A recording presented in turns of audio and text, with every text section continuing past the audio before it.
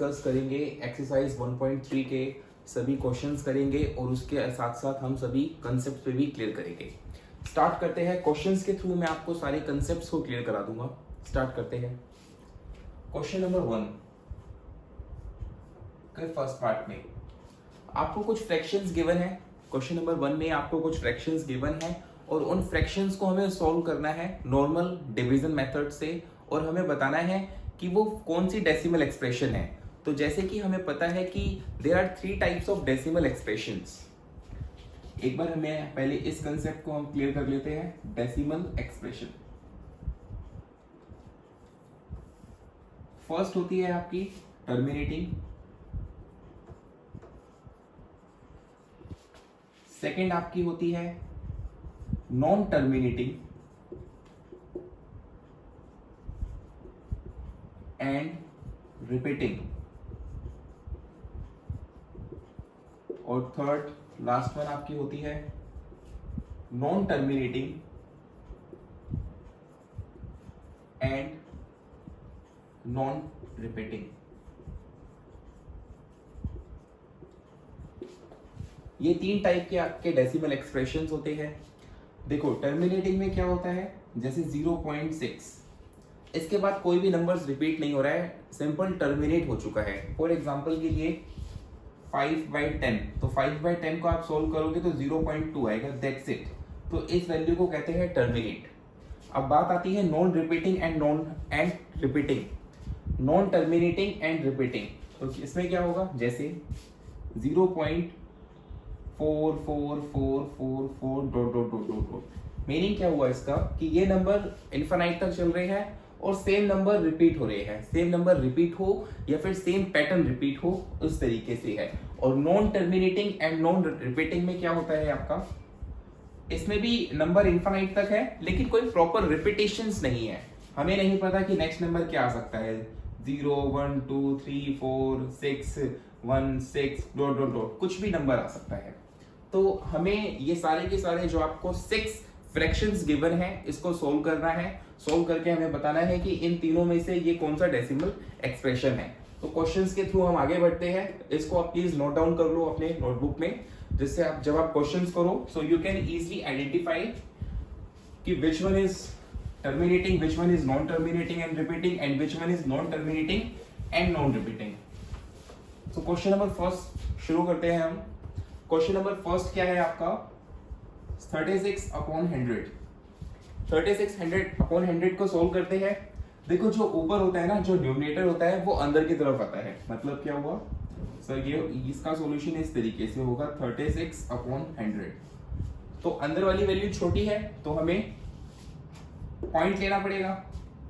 Point के बाद अब ये कितना बन गया 360। तो इसको सोल्व करो, ये आएगा 300, 3 से कट होगा तो ये आ गया 60। फिर एक और 0 लेने के राइट से, क्योंकि डेसिमल लगाया है तो ये 6 से चले जाएगा 0। तो मतलब क्या हुआ, जब आपका नंबर रिमाइंडर, जब कभी भी आपका रिमाइंडर 0 आ जाए तो आपको समझ जाना है कि ये वाली एक्सप्रेशन टर्मिनेटिंग है। So hence your answer is 0.36 which is terminating.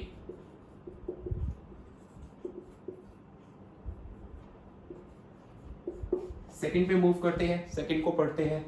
Second में क्या है,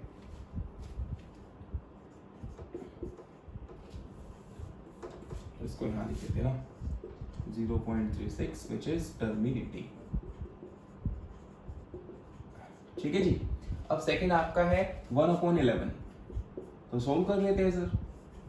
ये हो गया 1 और ये हो गया 11। जो न्यूमरेटर पे होता है वो अंदर की तरफ आता है, हमेशा ध्यान रखना। काफी बच्चों को कंफ्यूजन होती है, तो वो कंफ्यूजन आपको एटलीस्ट एग्जाम में ना हो। इसको सोल्व करते हैं। अगेन नंबर छोटा है तो पॉइंट लगा लो। पॉइंट के बाद ये 10 बन गया। अगेन ये नंबर छोटा है तो फिर से 0 लगाओ। तो नाउ इट इज 100। तो अब इसको सोल्व कर लो तो ये 9 से जाएगा 99, 1 आ गया। देखो वही नंबर रिपीट हो गया, फिर 0 लोगे तो 09 फिर से आ गया। तो इसका मतलब क्या है कि देखो जब कभी भी आपका सेम नंबर रिमाइंडर आ जाए, मतलब एक बार 1 रिमाइंडर आया था और फिर से 1 रिमाइंडर आ गया, तो समझ जाना क्वेश्चन बस वहीं तक करना है, वहीं से ही आपको डिसाइड करना है कि ये कौन सा टर्म है। तो आपका आंसर क्या आया, ऐसे ही चलता रहेगा। 0.0909 डॉट डॉट डॉट डॉट। तो ये वाला एक्सप्रेशन क्या होता है दोस्तों? सर ये होता है नॉन टर्मिनेटिंग एंड रिपीटिंग। शाबाश, रिपीटिंग।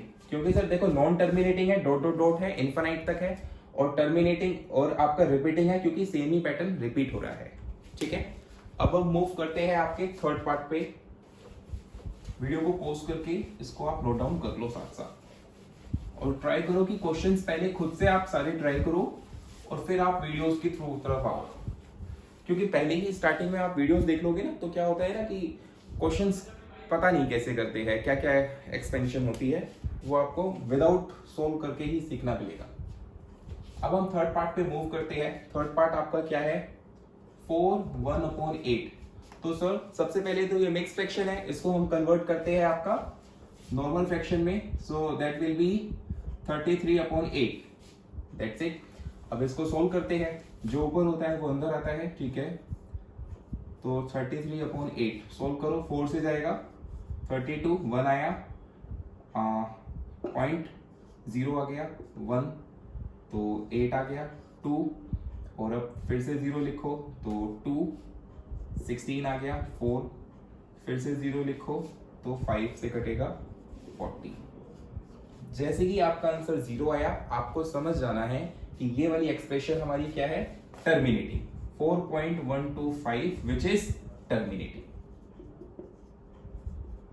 ठीक है, अब हम मूव करते हैं आपके फोर्थ पार्ट पे। फोर्थ पार्ट में क्या है आपका? 3/13। ठीक है सर, बिल्कुल इजी है, हम कूल माइंड होकर सॉल्व करेंगे।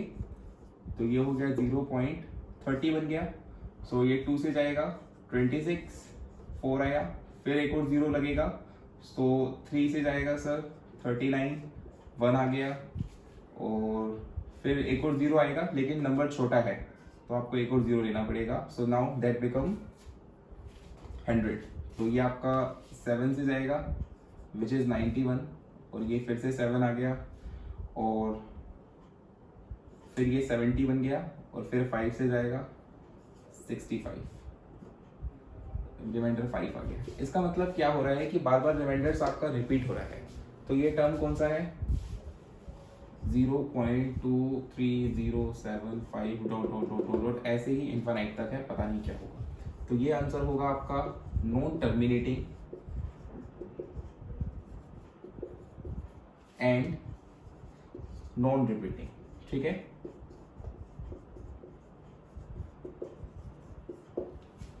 अब हम नेक्स्ट मूव करते हैं आपका फिफ्थ पार्ट पे। फिफ्थ पार्ट आपका क्या गिवन है? 2/11। तो 2/11 को आप सोल्व करिए। तो 2 अंदर 11, 0.20 होगा, तो ये 1 से जाएगा 11, 9, फिर क्या होगा? फिर 0 लग जाएगा तो 88, फिर 2 आ गया, फिर आ गया वापस वही नंबर, देखो 2।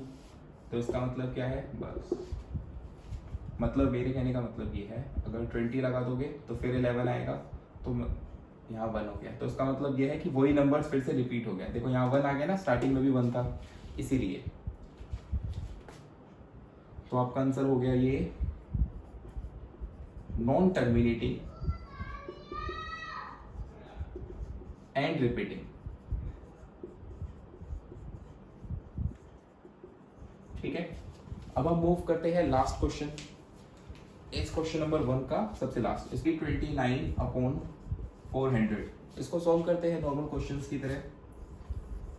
तो 329/400, नंबर छोटा है तो पॉइंट लगेगा, 0 ऐसे ही लगा सकते हैं, बस पॉइंट है ना। तो ये हो गया 0, तो इसको सॉल्व करो। 8 से जाएगा 3200, तो आपका आंसर कितना आया? 90 आ गया। फिर एक और 0 लगा सकते हो, और ये आपका हो गया 2 से जाएगा 800, 100 आ गया। एक और 0 लगा सकते हो, तो इस बार आपका किससे जाएगा? ये फिर 2 से जाएगा 800, और आपका आंसर आया 200। एक और 0 लगा दो, इस बार कट जाएगा 5 से 0। इसका मतलब जैसे ही आपका आंसर 0 आया, तो इसका मतलब क्या है this expression that is 8225 is terminating. ठीक है, इतना क्लियर है आपको? ओके, अब हम मूव करते हैं आपके क्वेश्चन नंबर 2 पे। क्वेश्चन नंबर 2 में आपको सिंपल क्वेश्चंस है। अगेन जैसे क्वेश्चन नंबर 1 में आपको फ्रैक्शंस गिवन थी, उसको डिवाइड करना है, ठीक है। तो लेकिन इस क्वेश्चन में आपको एट द एंड क्या कहा गया है कि आपको ये सॉल्व तो करना है but without long division method. Long division को आप यूज नहीं कर सकते। लॉन्ग डिवीजन मेथड मतलब इस तरीके से आप चीजों को सॉल्व नहीं कर सकते। तो बहुत इजी क्वेश्चन है, मैं आपको 1 मिनट में समझा देता हूं। देखो, आपको वैल्यू गिवन है कि 1/7 इज इक्वल टू 0.142857 बार। बार का मतलब होता है कि यही नंबर बार बार रिपीट होंगे। 1/7 की वैल्यू इतनी है and you have to find out the value of 2/7, 3/7, 4/7, 5/7 and the last one is 6/7। आपको इन सभी की वैल्यूज निकालनी है, ठीक है। बिल्कुल इजी क्वेश्चंस है। देखो, एक छोटा सा एग्जांपल देता हूं और फिर आप ये क्वेश्चंस खुद कर सकते हो। जैसे यूनिटरी मेथड, भाई 1 ऑरेंज की वैल्यू 5 रुपीज है, तो 7 ऑरेंज की वैल्यू कितनी होगी? तो क्या करते थे, 1 ऑरेंज की वैल्यू 5 है ना, तो यहां भी 5 × 7 दैट इज 35। मेरी कहने का मतलब क्या है, देखो मैथ का सिंपल सा रूल है, जितना लेफ्ट में मल्टीप्लाई करोगे उतना राइट में करना पड़ेगा। बिल्कुल सिंपल है। 1 ऑरेंज की वैल्यू 5 है। इस 1 ऑरेंज को मैं 7 ऑरेंज कैसे बनाऊंगा? इस 1 ऑरेंज को मैं 7 ऑरेंज कैसे बनाऊंगा? मल्टीप्लाई 7 करके। ये 7 ऑरेंज कैसे बनेगा? जब मैं इसमें मल्टीप्लाई बाय 7 कर दूंगा, है ना। 1 × 7 इज 7 ऑरेंज। तो यहां भी आपको मल्टीप्लाई बाय 7 करना पड़ेगा, विच इज इक्वल टू 35। बिल्कुल सेम टू सेम कंसेप्ट आपका इसी में लगेगा। 1/7 की वैल्यू इतनी है। देखो, 1/7 की वैल्यू इतनी है, तो 2/7 कैसे बनेगा? मल्टीप्लाई बाय 2 करके। जब 1/7 में से आप इंटू 2 करोगे तो आपको 2/7 ही तो मिलेगा, क्योंकि यहां 1 होता है। 1 × 2 7 × 1। तो जब इसको 2 से मल्टीप्लाई करोगे तो क्या मिलेगा? तो इसको इससे मल्टीप्लाई कर दो। इसका मतलब ये हुआ आपको करना है 0.142857 × 2, क्योंकि 2/7 आपको बनाना है। तो करो, 7 × 2 = 14, 1, 5 × 2 = 10, 11, 1, 8 × 2 = 16, 17, 1, 2 × 2 = 4, 5, 4 × 2 = 8 and 2 × 1 = 2। तो आपका आंसर क्या आया दोस्त? 0.28514 बार, है ना। बिल्कुल सिंपल क्वेश्चन। अब आपको 1/7 को क्या बनाना है? 3/7। 1/7 को आपको क्या बनाना है? 3/7। तो किससे मल्टीप्लाई करूंगा? 3 से। तो आपको ये मिल जाएगा। तो बस अब आप करो 0.14287 × 3, क्योंकि आपको 3/7 बनाना है। तो करो 3 × 7 21, 2, 5 × 3 = 15, 17, 1, 8 × 3 = 24, 25, 2, 3 × 2 = 6, 8, 4 × 3 = 12, 1, 3 × 1 = 3, 4। तो आपका आंसर क्या आया सर? मेरा आंसर आया 0.428571 बार। बार लगाना कंपल्सरी है, क्योंकि ऊपर भी बार है तो यहां भी बार लगाना पड़ेगा। सिमिलरली 4/7, 5/7, 6/7 आप खुद करिए और अपने एनसीईआरटी में से आंसर वेरीफाई करिए। अगर सही है तो प्लीज मुझे कमेंट बॉक्स में लिखिए, और गलत है तो मैं इस क्वेश्चन को फिर से कंप्लीट करा दूंगा। काफी इजी क्वेश्चंस है, इसलिए इसमें इतना कराने की जरूरत नहीं है।